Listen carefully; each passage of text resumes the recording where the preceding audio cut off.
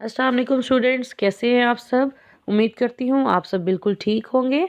आज हम सबक बच्चे हमारे अहद के से मुतल्लिका सवालात के जवाबात करेंगे। तो चलिए शुरू करते हैं। सबसे पहले आप अपनी कापी पर दिन और तारीख लिखेंगे और उसके बाद सवालात आप शुरू करेंगे उन्वान लिखने के बाद। पहला सवाल है कहानी और कहानी का अंदाज़ आपको कैसा लगा। तो ये आपने अपनी राय देनी है, इसलिए ये आप खुद सॉल्व करेंगे। आप बताएंगे कि आपको कहानी कैसी लगी और कहानी का अंदाज़ भी कैसा लगा। सवाल नंबर 2 है मुसन्निफ़ा को उस्तानी बनने की क्या सूझी।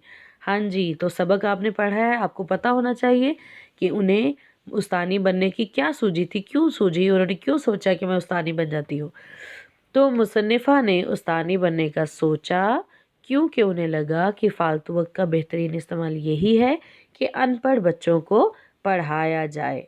जी, बिल्कुल यही आंसर है। उसके बाद है सवाल नंबर 3, शरारत और बदतमीज़ी में क्या फ़र्क है। अब वैसे देखें कि अक्सर हमें लगता है कि शरारत और बदतमीज़ी दोनों सेम चीज़ें हैं, दोनों एक ही बात है, लेकिन ऐसा हरगिज़ नहीं। शरारत और बदतमीज़ी में एक हद फासिल है, यानी उसमें थोड़ा सा फ़र्क है।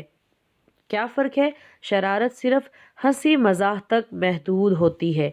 जब ये शरारत किसी की तज़हीक और अज़ियत का बाइस बनती है तो ये बदतमीज़ी में शुमार होती है। यानी अगर आप हँसी मज़ाक के लिए कर रहे हैं तब तो ये शरारत है, किसी को हँसाने के लिए, किसी को खुश करने के लिए कर रहे हैं तो ये शरारत है। लेकिन जब आप अब कोई ऐसी शरारत कर रहे हैं जिससे दूसरों की तज़हीक हो, दूसरों के साथ आप दूसरों को अज़ियत पहुंचाना चाह रहे हो, या फिर उन्हें किसी किस्म का एहसास कमतरी दिखाना चाह रहे हो, तो फिर वो बदतमीज़ी में शुमार होता है।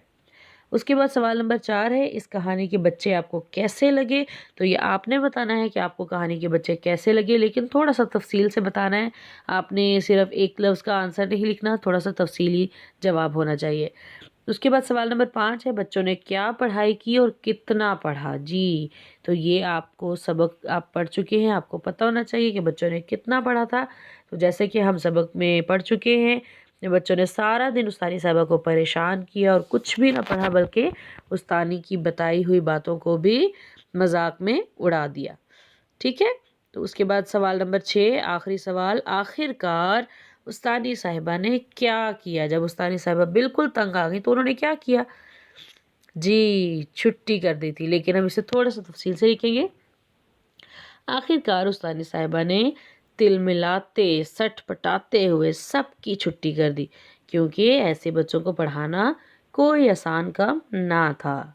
जी स्टूडेंट्स, तो यकीनन आपको आज की काम की समझ आ गई होगी। अगर आपको किसी काम की समझ ना आई हो, किसी बात की समझ ना आई हो, तो आप गूगल क्लासरूम में कमेंट कर सकते हैं। तो इंशाल्लाह कल मिलेंगे नए लेसन के साथ, नए सबक के साथ। तो कल तक के लिए अल्लाह हाफिज़।